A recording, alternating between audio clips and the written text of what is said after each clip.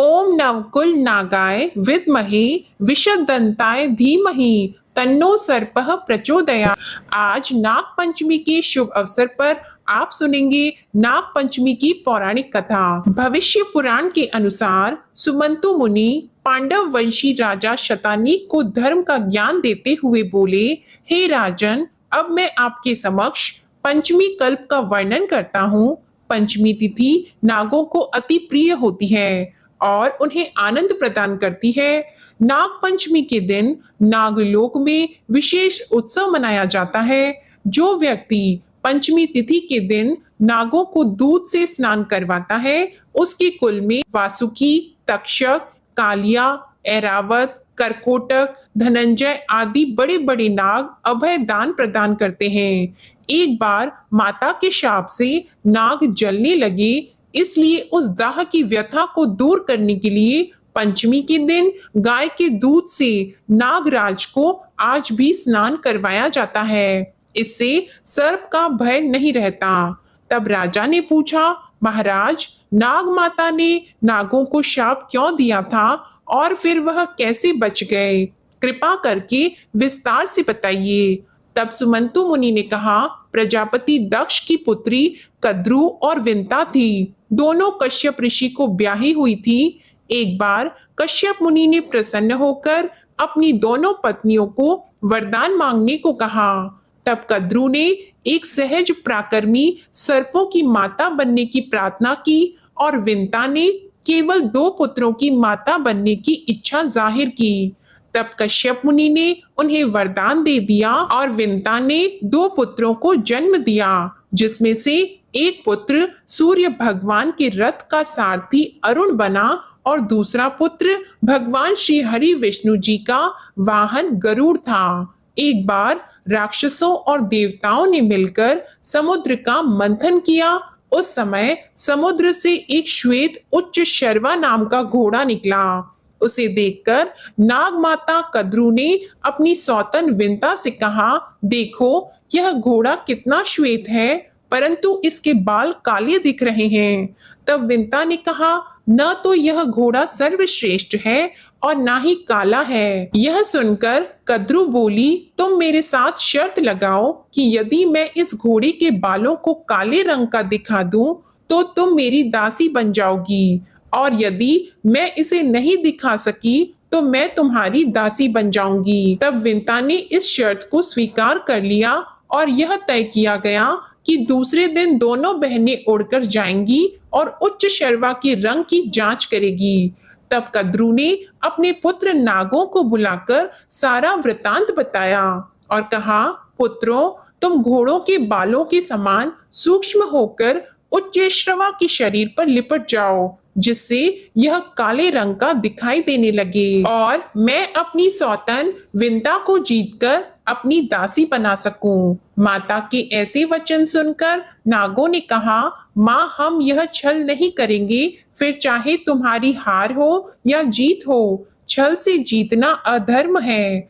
पुत्रों के वचन को सुनकर कद्रू ने क्रोधित होकर कहा, तुम सभी मेरी आज्ञा नहीं मानते, इसलिए मैं तुम्हें शाप देती हूँ। पांडव वंश में उत्पन्न राजा जन्मेजय जब सर्प सत्र करेंगे, उस समय तुम यज्ञ की अग्नि में जल जाओगे। इतना कहकर कद्रू चुप हो गई। माता के शाप से घबराकर कुछ नाग सूक्ष्म रूप बनाकर उच्च श्रवा घोड़े की पूंछ से चिपक गए। अगले ही दिन कद्रू विंता के साथ उस समुद्र को लांघकर उच्च श्रवा घोड़े के पास चली गई और सांपों के लिपटे होने के कारण घोड़े की पूंछ काली दिखने लगी। इसलिए विंता को कद्रू की दासी बनना पड़ा। कुछ नाग अपनी माता का शाप सुनकर बहुत घबराई और वासुकी को साथ लेकर ब्रह्मा जी के पास पहुंच गए और ब्रह्मा जी को सारी बात बताई। इस पर ब्रह्मा जी ने कहा कि वासुकी, तुम चिंता मत करो, तुम मेरी बात सुनो। यायावर वंश में एक बहुत बड़ा तपस्वी जरत्कारु नाम का ब्राह्मण उत्पन्न होगा। उसके साथ उसी के समान नाम वाली अपनी बहन जरत्कारु का विवाह कर देना और वह जो भी कहे उसका वचन स्वीकार करना। फिर उनका आस्तिक नाम का विख्यात पुत्र उत्पन्न होगा। वह जन्मेजय के सर्प यज्ञ को रोक देगा और तुम्हारी रक्षा करेगा। ब्रह्मा जी के वचन को सुनकर नागराज वासुकी बहुत प्रसन्न हुए और उन्हें प्रणाम करके अपने लोक में आ गई। सुमंतु मुनि ने इस कथा को सुनाकर कहा, हे राजन, वह यज्ञ तुम्हारे पिता राजा जन्मेजय ने किया था। यही बात श्री कृष्ण भगवान ने युधिष्ठिर से कही थी कि राजन, आज से 100 वर्ष के बाद सर्प यज्ञ होगा जिसमें बड़े बड़े विषधर और दुष्ट नाग नष्ट हो जाएंगे। करोड़ों नाग जब अग्नि में दग्ध होने लगेंगे तब आस्तिक नाम का ब्राह्मण सर्प यज्ञ को रोककर नागों की रक्षा करेगा। ब्रह्मा जी ने पंचमी के दिन यह वरदान दिया था और आस्तिक मुनि ने पंचमी को ही नागों की रक्षा की थी। इसलिए पंचमी तिथि नागों को बहुत प्रिय है। श्रावण शुक्ल पंचमी के दिन भक्ति पूर्वक नागों की पूजा करें और पंचमी को विशेष रूप से दूध और खीर आदि से उनका पूजन करें। इस दिन घर के मुख्य द्वार के दोनों ओर गोबर के द्वारा नाग बनाएं। दही, दूध, दूर्वा, पुष्प, गंध, अक्षत और अनेक प्रकार के दियों से नागों का पूजन करके ब्राह्मणों को भोजन करवाएं। ऐसा करने वाले मनुष्य के कुल में कभी सर्पों का भय नहीं रहता। दक्ष पुत्री कद्रु के पुत्रों में सबसे पराक्रमी शेषनाग थी। उनका एक नाम अनंत भी है। जब शेषनाग ने देखा कि उनकी माता तथा भाइयों ने मिलकर विंता के साथ छल किया है तो उन्होंने अपनी माँ और भाइयों का साथ छोड़कर गंधमादन पर्वत पर तपस्या की और ब्रह्मा जी से वरदान पाया। ब्रह्मा जी ने खुश होकर उन्हें पाताल लोक में सर्पों का राजा बना दिया। इसके अलावा उन्होंने भगवान विष्णु का सेवक बनना अपना सबसे बड़ा पुण्य समझा। उन्हीं के कहने पर शेषनाग ने संपूर्ण पृथ्वी को अपने फन पर धारण कर लिया। क्षीर सागर में भगवान विष्णु शेषनाग के आसन पर ही विराजित होते हैं।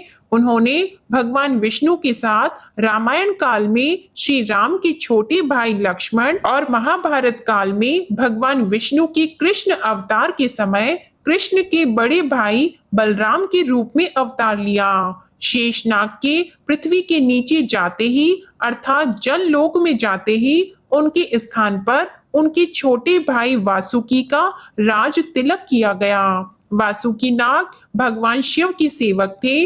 उनकी पत्नी का नाम शतशीर्षा है। इनकी बुद्धि सदा शिव भक्ति में लगी रहती है। धार्मिक ग्रंथों के अनुसार समुद्र मंथन के समय नागराज वासुकी की नीति बनाई गई थी। त्रिपुरदाह के समय वासुकी शिव भगवान के धनुष की डोर बने थे। इनकी भक्ति से प्रसन्न होकर भोलेनाथ ने इन्हें अपने गले का आभूषण बना लिया। इस प्रकार नागों की पौराणिक कथा पूर्ण होती है। आपको ये कथा अच्छी लगी हो तो वीडियो को लाइक करें और चैनल को भी सब्सक्राइब करें। धन्यवाद।